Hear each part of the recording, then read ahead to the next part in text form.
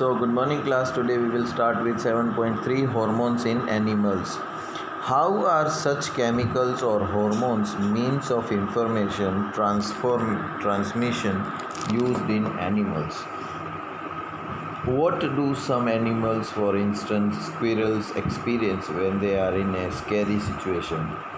Their bodies have to prepare for either fighting or running away. Both are very complicated activities that will use a great deal of energy in controlled ways. Many different tissue types will be used and their activities integrated together in these actions. However, the two alternate activities, fighting or running, are also quite different. So, here is a situation in which some common preparations can be usually made in a body.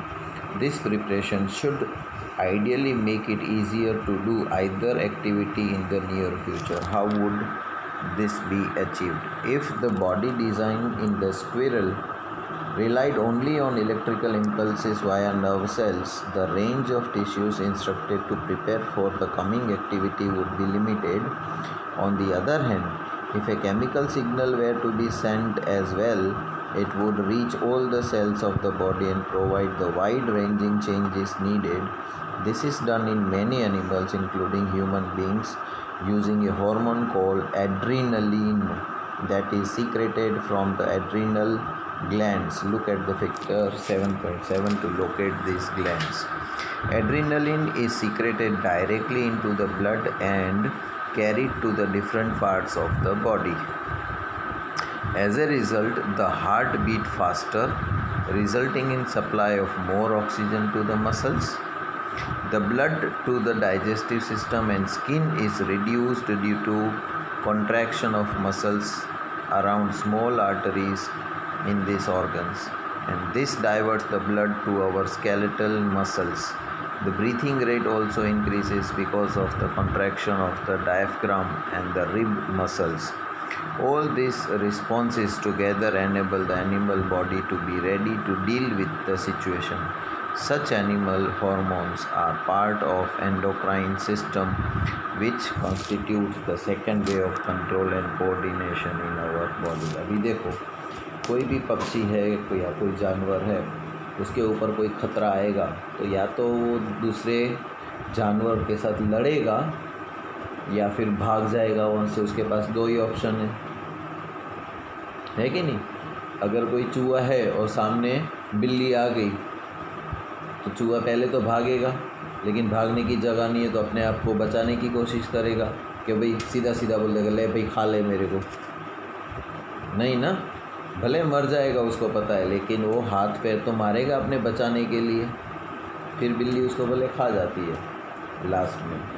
तो जो भी करना है उसको हाथ पैर चलाना है तो उसको पहले दिमाग को तैयार तो रखना पड़ेगा, क्या करना है मेरे को। जैसे हमारे पास ऑप्शन है तो उसके पास भी ऑप्शन है, क्या करने का है, भाग जाऊं या लड़ूं, है ना। तो दोनों में उसको मसल्स की ज़रूरत पड़ेगी। तो ऐसे में क्या होता है कि उनकी हार्मोन जो होते हैं एड्रीनलिन, तो एक एड्रीनलिन हार्मोन जो है वो सीक्रेट करता है केमिकल, और वो सारे बॉडी को फैला देता है। और बदले में क्या होता है कि डाइजेस्टिव सिस्टम से उसका ऑक्सीजन फ्लो कम हो जाएगा और बाकी सारे मसल्स के सामने वो बढ़ जाएगा, तो उसकी सांस भी बढ़ जाएगी, राइट। तो क्या होता है, adrenaline is secreted directly into the blood and carried to the different parts of the body. सारी बॉडी तक पहुंच जाएगा एड्रीनलिन। द टारगेट ऑर्गन और the specific tissues on which it acts includes the heart, और सबसे पहले इसके heart के ऊपर वो टारगेट करेगा। As a result heart beat faster, heart जल्दी पंप करना शुरू कर देता है, resulting in supply of more oxygen to our muscles, जिसकी वजह से क्या होता है मसल्स को ज़्यादा ऑक्सीजन मिलने लगता है। The blood to the digestive system and skin is reduced, skin को और डाइजेस्टिव सिस्टम को रिड्यूस हो जाता है ऑक्सीजन मिलना, due to contraction of muscles around the small arteries in the organ. क्यों? क्योंकि वहाँ पर कॉन्ट्रैक्शन शुरू हो जाता है स्मॉल आर्टरीज़ के वहाँ पर। This diverts the blood to our skeletal muscle. तो इसकी वजह से क्या होता है, ब्लड कहाँ डाइवर्ट हो जाता है, स्केलेटल मसल्स की तरफ डाइवर्ट हो जाता है। The breathing rate also increases, और सांसें भी जल्दी जल्दी आनी शुरू हो जाती है। Because of the contraction of diaphragm and rib muscles, हमारे फेफड़े होते हैं डायफ्राम और रिब मसल्स जो होते हैं, right. All this response together enable the animal body to be ready to deal with the situation. ये सब क्या होता है कि आदमी को तैयार कर देता है सिचुएशन के साथ लड़ने के लिए या भागने के लिए। Such animal hormone are part of endocrine system. तो ऐसे हार्मोन्स जो होते हैं वो एंडोक्राइन सिस्टम के पार्ट होते हैं, which constitute the second way of control and coordination in the body. तो ये हमारा दूसरा तरीका है बॉडी को कंट्रोल और कोऑर्डिनेट करने का, ठीक है। Remember that plants have hormones that control their directional growth. Plant के अंदर भी हॉर्मोन्स होते हैं जो उनका डायरेक्शनल ग्रोथ करते हैं। What functions do animal hormones perform. तो एनिमल हॉर्मोन्स जो होते हैं वो क्या परफॉर्म करते हैं। On the face of it we can not imagine their role in directional growth. हमारा उसमें डायरेक्शनल ग्रोथ के ऊपर उसका आइडिया नहीं आ पाएगा। We have never seen an animal growing more in one direction or the other depending on the light or gravity। जानवर कभी light और ग्रेविटी की मदद से किसी एक डायरेक्शन में नहीं बढ़ता, जबकि प्लांट कैसा होता है, जिस तरफ लाइट होती है उस तरफ टेढ़ा भी होके मुड़ जाएगा। क्यों? क्योंकि यहाँ पर लाइट नहीं आ रही है, बाहर से लाइट आ रही है। तो प्लांट देखो यूँ सीधा होना चाहिए, उसके बदले प्लांट यूँ हो जाएगा। जबकि एनिमल की बॉडी ऐसी होती है तो लाइट के डायरेक्शन में लंबा नहीं हो जाएगा एकदम।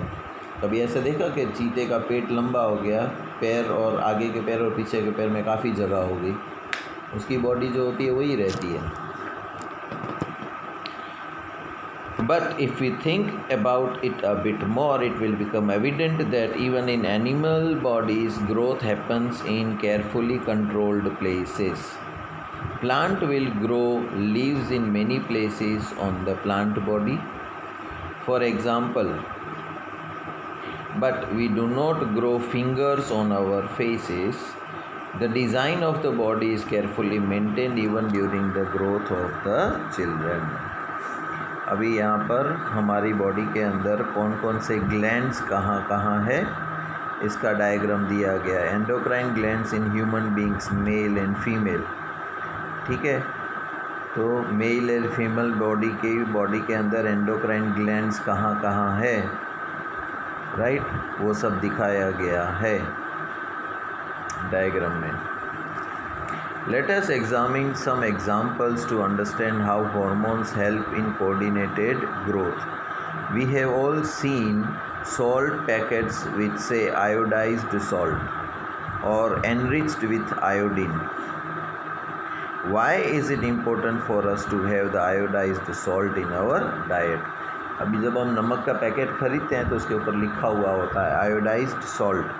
तो आयोडीन की हमें क्या ज़रूरत है बॉडी में, ठीक है। तो अभी देखते हैं क्या ज़रूरत है। Iodine is necessary for the thyroid gland to make thyroxine hormone.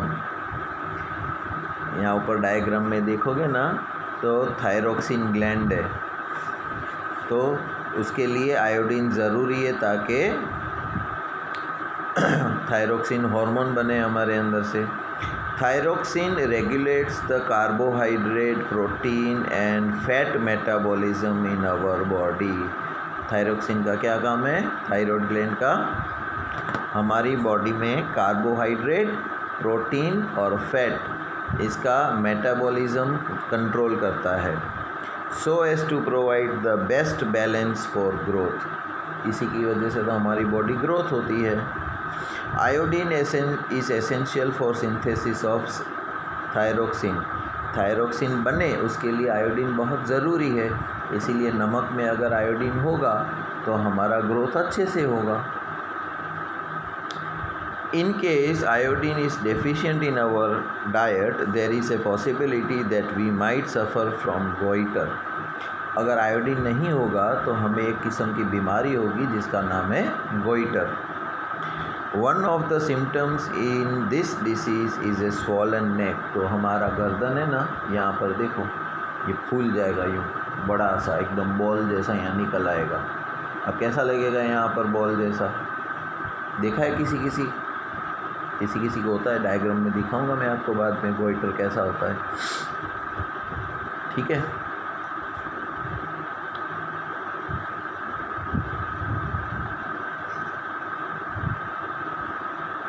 One of the symptoms in this disease is a swollen neck. Can you correlate this with the position of the thyroid gland?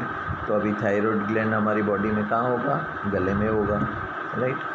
Sometimes we come across people who are either very short or extremely tall. Have you ever wondered how this happens?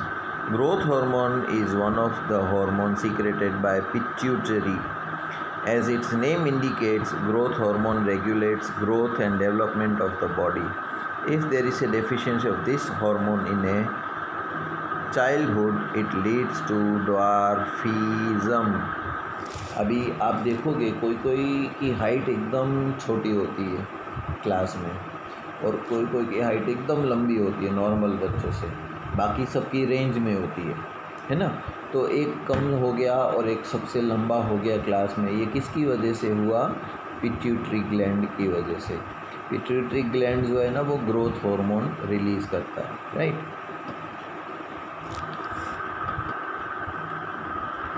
You must have noticed many dramatic changes in your appearance as well as that of your friends as you approach 10 to 12 years of age. These changes associated with puberty are because of the secretion of testosterone in males and estrogen in females. अभी आप 10 to 12 years अपने friends को देखोगे ना उसकी as के, तो उनकी बॉडी में जो बचपन में थे और अभी 10 to 12 इयर्स में जब वो आ गए तब उनकी बॉडी में बहुत सारे चेंजेस दिखेंगे तुम्हें, है ना। जैसे थोड़े थोड़े यहाँ पर बाल आने शुरू हो जाते हैं, मूंछ के वहाँ पर आवाज़ हमारी थोड़ी सी हैवी होने लगती है बॉयज़ की, राइट। तो ये सब चेंजेस आते हैं, किसकी वजह से आते हैं हमारी बॉडी में?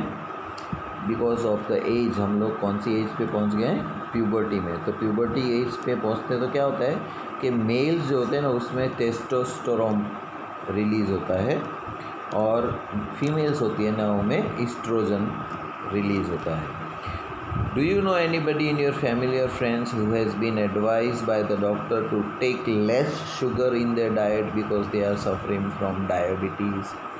कभी कभी हम सुनते हैं ना कि इसको डायबिटीज़ है, तो डॉक्टर ने इसको खाने के मीठा खाने के लिए मना करके रखा है। As a treatment they might be taking injections of insulin. तो बॉडी में अगर शुगर की लेवल ऊपर नीचे हो जाती है तो उसको मेंटेन करने के लिए उसको इंजेक्शन लेना पड़ता है इंसुलिन का। This is a hormone which is produced by the pancreas. हमारा पैनक्रियास जो होता है ना उसमें से इंसुलिन निकलता है, and help in regulating blood sugar levels. तो पैनक्रियास में से इंसुलिन निकलेगा जो हमारी बॉडी में ब्लड में शुगर लेवल को मेंटेन रखेगा, ना बढ़ने देगा ना घटने देगा। If it is not secreted in proper amount, अगर वो पैनक्रियास में अच्छे अमाउंट में नहीं होगा, इंसुलिन बाहर नहीं निकलेगा, तो क्या होगा? हमारी बॉडी में या तो शुगर की लेवल बढ़ जाएगी या घट जाएगी, बिल्कुल मेंटेन नहीं रहेगी। The sugar level in the blood राइसेस causing many harmful effects. अगर उसकी अमाउंट बढ़ गई शुगर की तो बहुत सारी नुकसानी हो सकती है हमारी बॉडी में। If it is so important that hormone should be secreted in precise quantities we need a mechanism through which this is done. तो ये सारे हार्मोन्स जो है हमारी बॉडी में कि भाई आयोडीन नहीं होगा तो गले में गोइटर हो जाएगा, राइट। पैनक्रियाज नहीं करेंगे तो ब्लड में शुगर लेवल बढ़ जाएगी, फिर हाइट या तो एकदम बढ़ जाएगी या बिल्कुल घट जाएगी अगर वो भी ठीक से अमाउंट रिलीज़ नहीं हुआ तो हमें क्या करना चाहिए? ऐसा मैकेनिज़्म होना चाहिए कि ये सारे हार्मोन्स जो है वो रेगुलरली अपनी बॉडी में से वो सारे सीक्रेट करते रहें, नहीं तो हमारी बॉडी में प्रॉब्लम हो सकती है।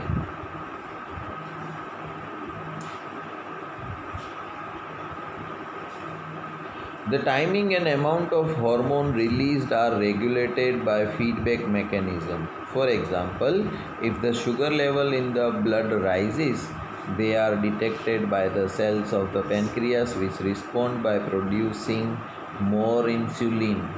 अगर शुगर बढ़ गई है तो पेनक्रियास क्या करेंगे, इंसुलिन और बार फेंकेंगे ब्लड में ताकि उसको वो कंट्रोल कर सके.